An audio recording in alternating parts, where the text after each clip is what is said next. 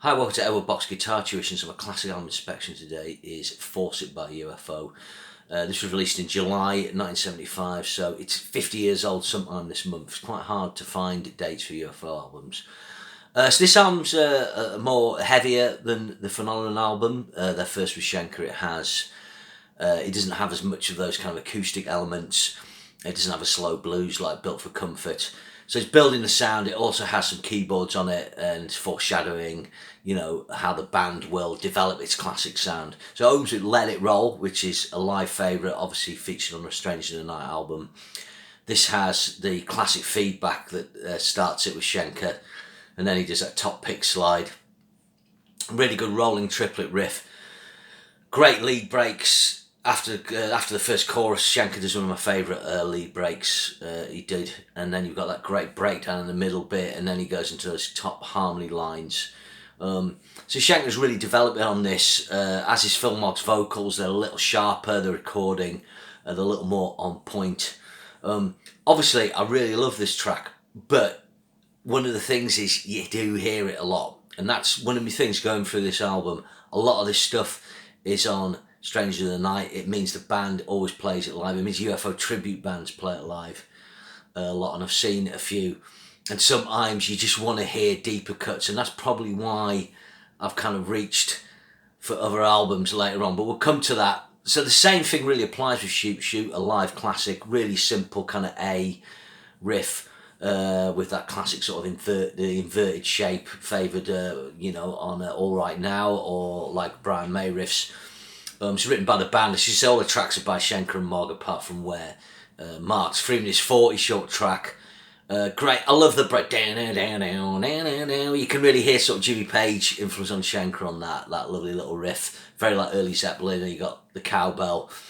It is a really good pre-chorus and really good chorus breakdown and into the chorus. It's very good. It's very well structured. Phenomenal Schenker solo on this. He hits that really quick pentatonic lick in the middle, and it builds perfectly.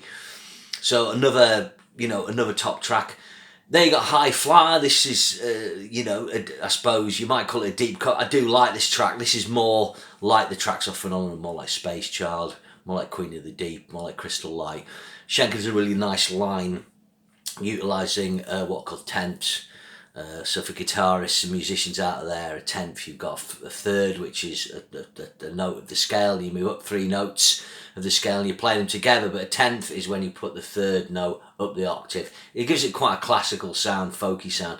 Blackbird by the Beatles is a really good example of something that uses tenths for the uninitiated. So I like this track, nice lead break by Schenker, and yeah, it's not very well known, but it is nice. Then you've got Love, Lost Love. This is probably the weakest track on the album.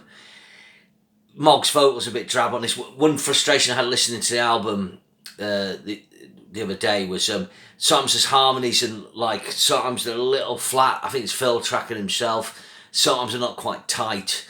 And something like Ron Nevison just later on, his gets tighter performances from the band than Leo Lyons. Although I do like what Leo Lyons does on No Heavy Petting. That's definitely a good sounding record. Now, what's Schenker's solos like this? Yeah, very melodic, good. But this is the weaker track. It's only 3 minutes 21. Then you've got Out in the Streets. This has got that kind of Fender Rhodes sound on the piano. I think personally, although I like that, it would have been nice to hear it with a proper piano maybe, although that's harder to record. Again, this is a great track. It's a UFO classic, but we do hear it a lot.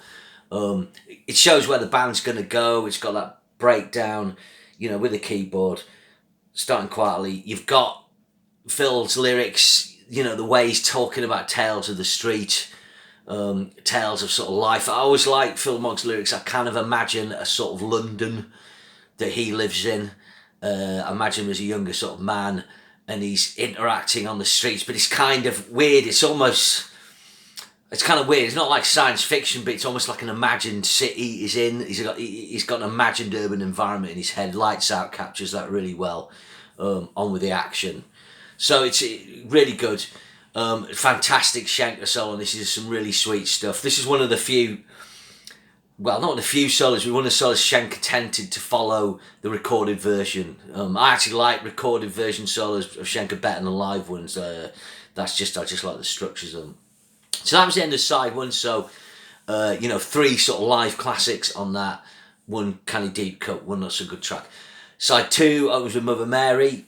This is a track that needs no introduction to UFO fans. Classic F sharp riff, bow, bow, duck, duck, which in itself is quite innovative, really. So for the initiated, if I play an open bottom string on the guitar, move to the 2nd fret, I play the note of F sharp. So a lot of rock metal riffs play the E, bow, and then move up the F sharp, bow, bow, bow, bow. A lot of Dio riffs. Straight through the heart by Dio, things like that. And I think this might be one of the first riffs to really exploit that sound. Great pocket groove on this, nice harmony. Schenker does a great solo. Later on, he uses the Mixolydian mode for a solo, for runs at the end. Uli John Roth will do the same thing the next year on the Catchy Train solo. And again, this is quite innovative guitar-wise. It's breaking out of the blues and pentatonic scales that are typical of rock guitarists at the time, like Richie Blackmore. He's using more exotic scales. So this is really good. Again, we do hear it a lot. It does get played a lot on classic rock radio. You do hear it, the live version. You do hear a lot of tribute bands doing it.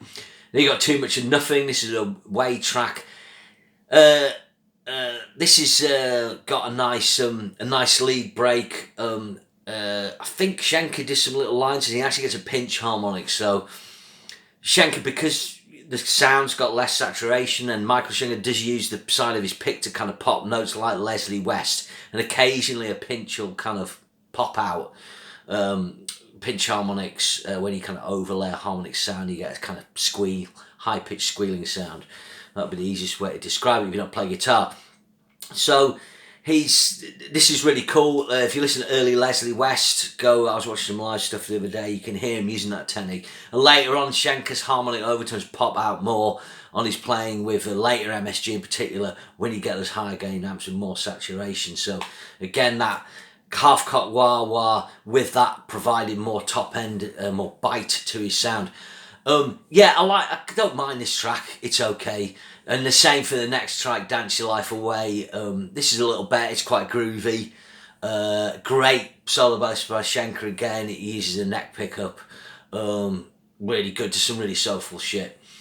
But I would say, there's a kind of 2 kind of more filler tracks. And then you've got this, kids, including Between the Walls, written by Schenker. So what happens with this, you've got a really cool kind of funky set beat, really good. Then it breaks it down to a 12-bar broogie, Schenker lets rip, and then it goes crossfades into an instrumental where Schenker does a lovely harmonised guitar. It's really beautiful. Kind of like having 10 tracks on the album, really. I would say, what's it like? I suppose things like Lipstick Traces would be its origin track. Again, Phil Mogg kind of touching on that kind of urban environment. Young kid hanging around the street getting up to no good, something he does really well. He's comparable to Phil Lynott in that way. Phil Lynott writes sort of street stories and then kind of Irish-based stories and mythical, historical stories to a certain extent, based on facts. Phil Mogg takes the kind of street thing and does that. So the production could be better on this album. It's pretty scratchy. I actually kind of prefer the sound of the Phenomenon album to this. Things are better on Loving Pain. This is a classic album. It's got a great album cover. You've got 1, 2, 3, 4, 5 classic tracks that were played live a lot. But it's not always an album I reach for as much now, because I've heard it a lot, but you hear those tracks live. And I think sometimes the other tracks on it don't really come up to the level of it. So it hasn't got kind of the deep cuts of something like, what would it be? No Heavy Petting, something like Can You Roll Her, or Fall in Love. Phenomenon, you've got a cool track like Time on My Hands or something like that. That's better for me. Later on with Lights Out, the song's getting better and you get stuff like Electric Phase and probably that all-time UFO deep cut, Just Another Suicide. But I'd give it an 8 out of 10. If you're into classic rock and you've not heard it, you should check it out. If you're a UFO fan, you already had it. If you're not into UFO, you're probably going to reach for some live stuff, maybe Strange in the Night, maybe Lights Out, and you'll end up going back to this. But anyway, 50 years old today, well, this month.